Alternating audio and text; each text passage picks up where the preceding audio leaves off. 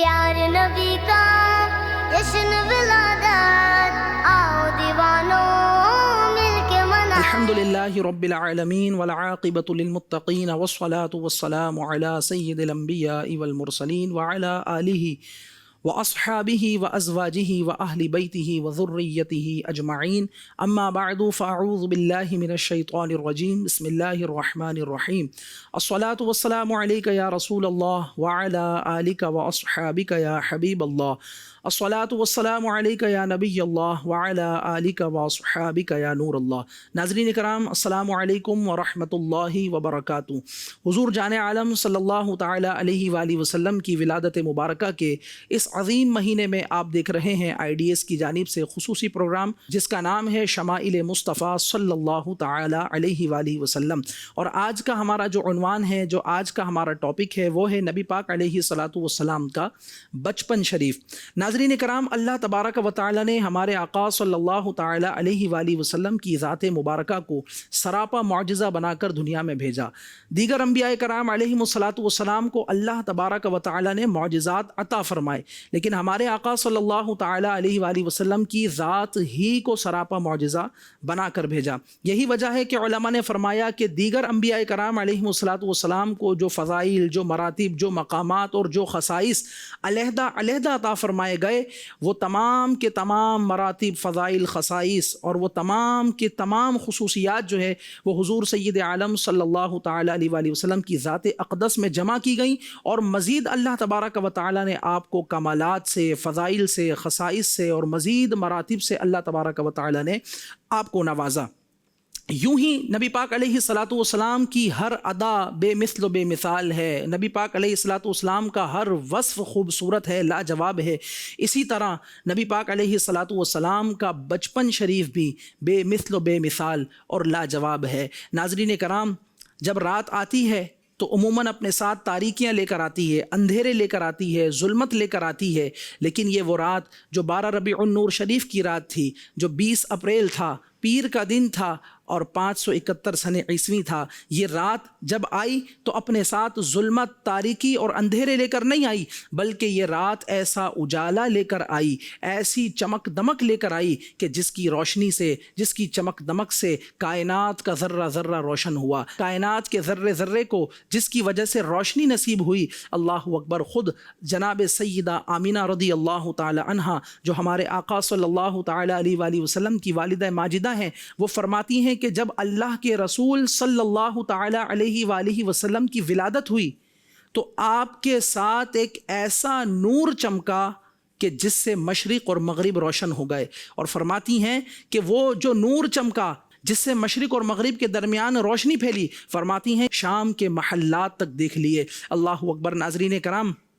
نبی پاک علیہ الصلاۃ والسلام کی ولادت مبارکہ ہوتی ہے، جب بچہ پیدا ہوتا ہے تو عموماً طرح طرح کی گندگیاں اس کے جسم پر ہوتی ہیں اور وہ نجاست میں مبتلا ہوتا ہے، لیکن ہمارے آقا صلی اللہ تعالی علیہ وآلہ وسلم کو اللہ تبارک و تعالی نے بالکل صاف اور بالکل ستھرا پیدا فرمایا، اور ایسا صاف اور ایسا ستھرا پیدا فرمایا کہ جناب سیدہ آمینہ رضی اللہ تعالی عنہ فرماتی ہیں وَلَدْتُهُ نَظِيفًا مَا بِهِ قَذَرٌ، کہ میں نے ان کو اتنا صاف ستھرا جنا کہ ان کے جسم پر نجاست کا کوئی بھی اثر نہیں تھا۔ نجاست کا اثر کس طرح ہوتا کہ یہ جو پیدا ہونے والا ہے یہ کوئی عام بچہ نہیں ہے بلکہ نبیوں کا امام ہے۔ اللہ اکبر۔ ناظرین کرام، نبی پاک علیہ الصلاۃ والسلام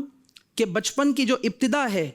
اس میں نبی پاک علیہ الصلاۃ والسلام کی جو نبوت کی برکات ہیں اس کا خوب ظہور ہوا، اور نبی پاک علیہ الصلاۃ والسلام کو اللہ تبارک و تعالی نے اتنا رحمتوں والا، اتنا برکتوں والا بنایا کہ جس کو آپ سے نسبت ہوتی چلی گئی اس کو خوب ان رحمتوں کا، برکتوں کا حصہ ملنے لگا۔ نبی پاک علیہ الصلاۃ والسلام کی رضاعت کے زمانے کی بات کریں تو آقا کریم علیہ الصلاۃ والسلام نے ابتدا میں، یعنی ولادت کے بعد، آپ کا چچا ابو لہب جو تھا اس کی آزاد کردہ کنیز حضرت ثویبہ رضی اللہ تعالی عنہا کا دودھ نوش فرماتے رہے، اور پھر اپنی والدہ ماجدہ سیدہ آمینہ کا دودھ نوش فرمایا۔ کچھ عرصے کے بعد آپ کو حضرت دائی حلیمہ سعدیہ رضی اللہ تعالی عنہا کے حوالے کر دیا گیا۔ ناظرین کرام، شرفاء عرب کا یہ کلچر تھا کہ وہ اپنے بچوں کو گرد و نواح کے دیہاتوں میں بھیج دیا کرتے تھے۔ اس کی جو حکمتیں تھیں اور اس کا جو فائدہ ہوتا تھا وہ یہ ہوتا تھا کہ گاؤں کی جو تازہ ترین آب و ہوا ہوتی تھی وہ بچوں کی صحت کے لیے بہت مفید ہوتی تھی، اور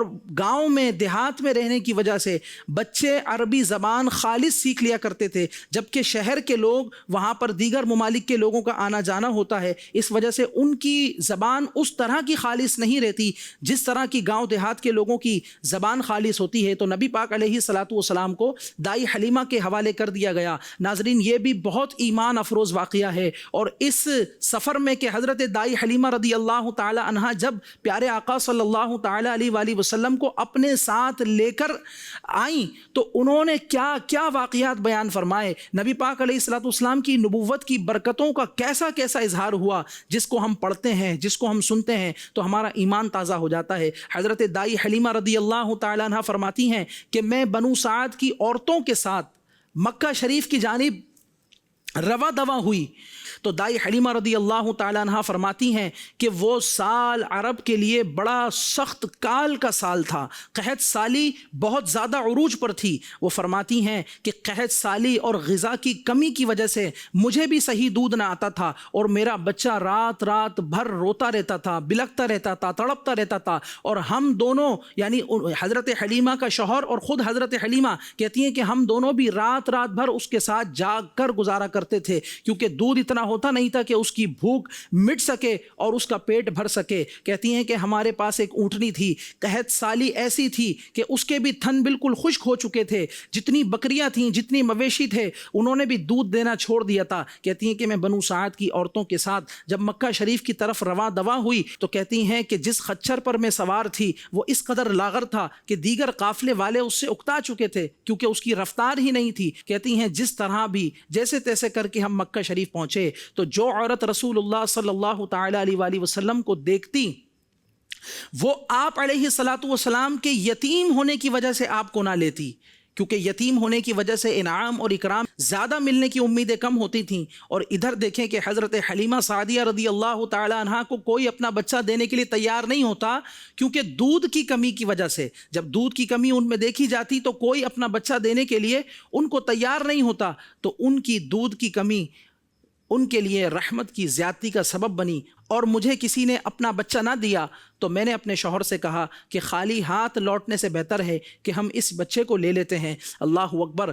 حضرت حلیمہ سعدیہ رضی اللہ تعالیٰ عنہ اس بچے کو لیتی ہیں اور کہتی ہیں کہ جب میں نے ان کو گود میں لیا اور اپنے خیمے میں آئی تو یہ وہی حضرت حلیمہ ہیں کہ جن کو اتنا دودھ نہ ہوتا تھا کہ ان کا بچہ پی سکے۔ کہتی ہیں کہ جیسے ہی نبی پاک علیہ الصلاۃ والسلام نے دودھ نوش فرمانا شروع فرمایا، مجھے اتنا دودھ آیا کہ نبی پاک علیہ الصلاۃ والسلام نے خوب سیر ہو کر پیا، اور پھر جو ان کا اپنا بیٹا تھا اس نے خوب سیر ہو کر پیا۔ وہ کہتی ہیں کہ یہ پہلی برکت کا ہم نے نظارہ کیا، یہ پہلی برکت کا ظہور ہوا۔ اور پھر کہتی ہیں کہ وہ اونٹنی جو ہمارے ساتھ آئی تھی کہ جس کے تھن دودھ نہ ہونے کی وجہ سے خشک تھے، ہم نے دیکھا کہ اس کے تھن بھی دودھ سے لبریز ہو چکے ہیں، اور میرے شوہر نے اس کے دودھ کو دوہا، اور ہم نے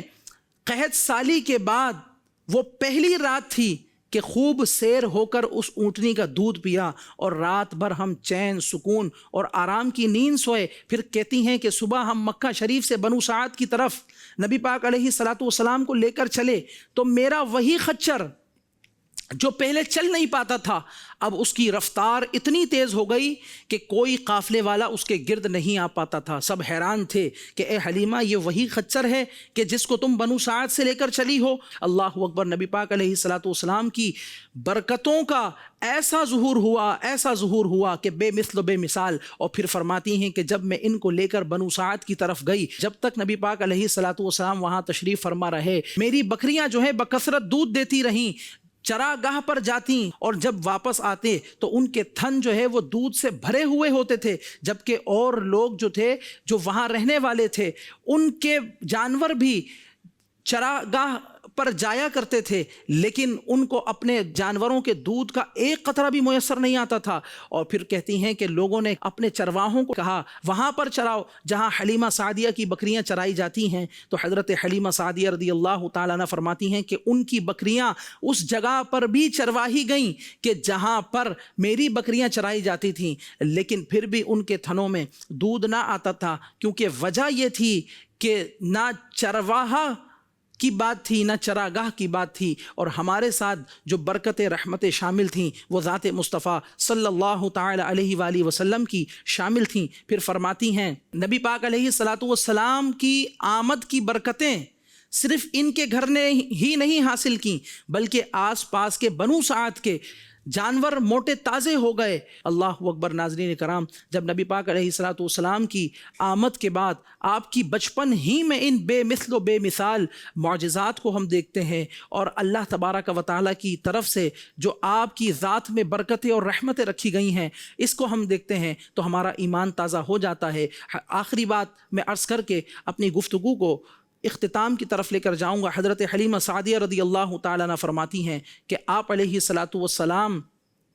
کی نشو و نما بالکل عام بچوں سے الگ تھی، اور جب آپ تھوڑے بڑے ہوئے تو اور بچوں کی طرح آپ کھیل کود میں نہ لگتے تھے۔ فرماتی ہیں کہ ایک مرتبہ میں نے نبی پاک علیہ الصلاۃ والسلام کی زبان سے یہ الفاظ سنے کہ اللہ کے سوا کوئی عبادت کے لائق نہیں، وہ پاک ہے، وہ پاک ہے، ہماری آنکھیں سو گئی ہیں مگر وہ وحدہ لا شریک ہے، اس کو نہ اونگ آتی ہے نہ نیند آتی ہے۔ ناظرین کرام، نبی پاک علیہ الصلاۃ والسلام کے بچپن پر اگر ہم کما حق بات کریں تو اس کا وقت ہمیں درکار نہیں۔ یہاں ہمارے پروگرام کے وقت کا اختتام ہوا۔ انشاءاللہ تبارک و تعالی کسی اور پروگرام میں ملاقات ہوگی۔ اللہ تبارک و تعالی ہمیں نبی پاک علیہ الصلاۃ والسلام سے سچی پکی محبت نصیب فرمائے۔